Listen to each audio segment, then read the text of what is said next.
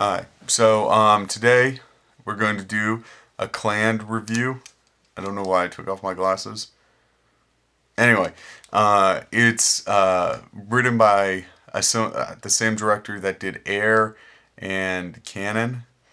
Both Canon's a good series. I would not recommend Air.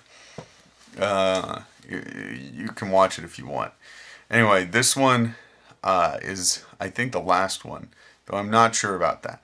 And basically it takes place in, of course, a school, because every anime does.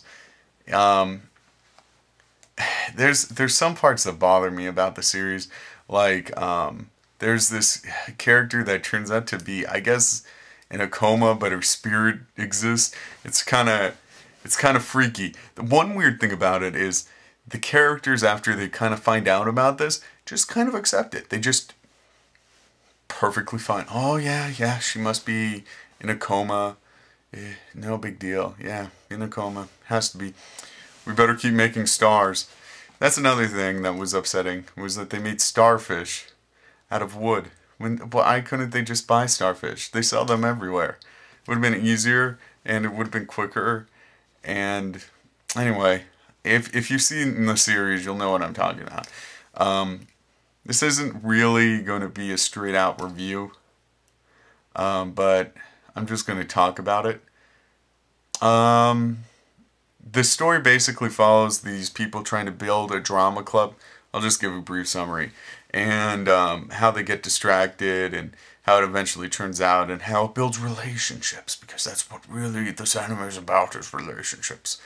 And it starts out with this guy and the girl meet, and of course, anime cliches, and they end up basically deciding to form this club. Turns out that in order to do this, they need some more members. So they try to meet some new members, and they need an advisor. And in the process, they meet a girl who makes starfish, and they try to help her. It turns out that she's a ghost, or is in a coma, that would be more correct. She's a ghost in a shell. Woo! And basically, they are trying to figure out how to help her. She makes starfish, and so they help her make starfish. Her eventually, for her sister's wedding. The wedding happens. Oh, and they slowly forget about her, and it's really sad. Really, in my opinion, worse than that one time that Fox girl died in that other one, if you know what I'm talking about. Well, no, that one was worse. So they're doing that, and the sister has her wedding. The ghost girl or coma girl turns into a ghost girl and disappears. And then everything's going fine, and then they meet another girl, of course, who's super smart. And they decide to help her make friends. And they're trying to help her make friends. And then, of course, it turns out that they know each other, and her parents got killed in a horrible plane accident. And that she actually knew the main male lead earlier, and they end up talking about that some more. And basically it turns out that the manifesto that she felt guilty about burning, turns out no, she didn't actually burn their manifesto. It was just a letter to her telling her that she was loved, and she gets a package from them that they found in the ocean, and it says, "We still love you. Yes, we do." And so that kind of, it's sweet. She gets a giant teddy bear, which she wanted, and you watch the series, you'll get it. Then they focus more on the drama club, and they finally get it created. And then the main female character feels guilty because she basically feels like she's taking advantage, I guess would be the term, for exploiting her friends. And she feels guilty about her parents, but she can't remember why. And then you find out, oh wait, she got sick and collapsed in the snow, and her parents basically gave up their careers to help her She ends up eventually putting on this play, which was kind of doubtful at one point. She, after breaking down in tears for like the first 5 minutes, it's honestly awkward. 5 minutes of the like entire series, most awkward by far. There's no more awkward moment in the series. Then basically the main character and the main girl get together, and it ends kind of in a cliche way. I don't even think they kiss in the end, come to think of it. So if you're into that, I guess this isn't for you. But yeah, it was a quirky series. I mean, there was a lot of things that were like, okay, I understand the kid might not remember her, but he runs inside the house and he tries to put out this fire that she started. And I mean, I might not remember the person, but if once I remembered, I'd remember the event of me trying to put out a fire. Maybe I'm wrong. Maybe in some sense you'd forget about that if you put out enough fires, I guess. But I mean, he wasn't trying to be a firefighter. I don't think that was his childhood dreams. He didn't. I mean, I don't know what he wanted to be. I think he wanted to be a basketball player. But it's just like there's a few scenes like that in the entire series. The one part that bugs me about the series is there's his best friend, I guess is how you describe him, just gets beat up throughout the entire series. And he doesn't help. He just kind of watches and laughs. And it's like, you're no friend at all, you know what I mean? And I don't know. It's just kind of like that. And there's a few times, there's at one point where he lies about his best friend, I guess, being gay for him, or having let me put them more correctly, having feelings for him, and basically misleads a bunch of people about that for a little bit.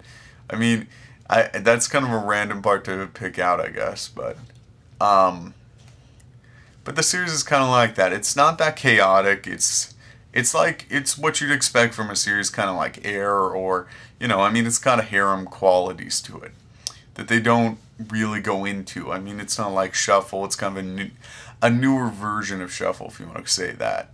I mean, it is based on a dating sim. I think, at least I think, most of the movies, I mean, most of the animes that I mentioned, Canon, Air, and Clannad, I think Clannad are all based on dating sims, but I'm not 100% on that. You check that out on your own. The animation's pretty good. I mean, it's not super amazing, but it's like, it's what you would expect. They also have a subplot that ends up being the story that she's trying to remember, I guess. That animation's a little bit better to separate it from the other show, I guess. The voice actors, I'd say that the sub voice actors were better, but most times they are. But I still prefer the English one because I think I don't like to read, even if it helps the story. Like Ooga Forever Bitch. No, KHF reference. But it just makes it easier to watch, in my opinion. But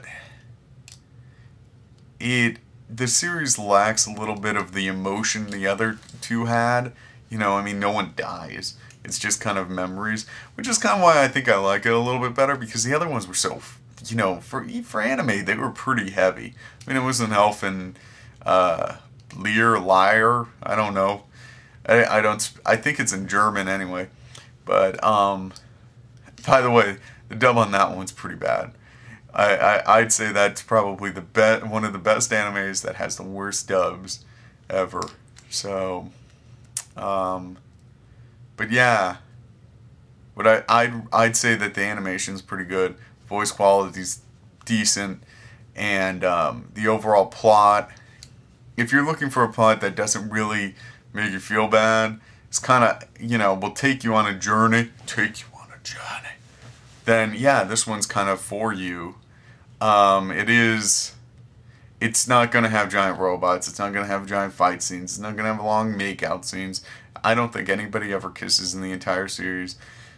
And it's not really a big mystery series, it has questions that end up getting answered fairly quick. And it does have a number of cliches. But if you're going to watch anime, you're going to run into those cliches. Having said that, I think that it has a substantial storyline, and it delivers on it, and it delivers more than you'd expect from the first episode. The first episode, I'd say, is probably one of the weakest in the series by far. You could argue later on there's some low points, but I'd say that the rest of the series is pretty good. Once you get past the first episode, and the first episode, if you think about it, is kind of crucial.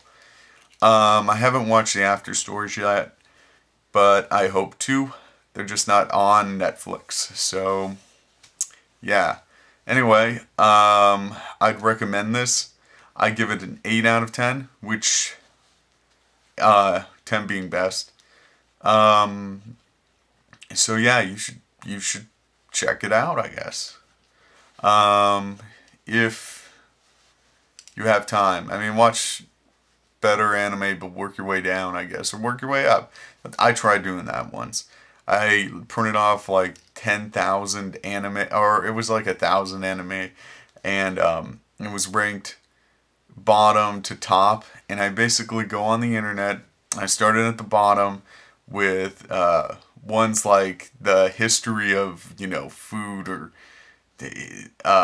history of agriculture. That's one of the ones that was on the bottom, and I worked my way up slowly. Boom, boom, boom, boom, boom, boom.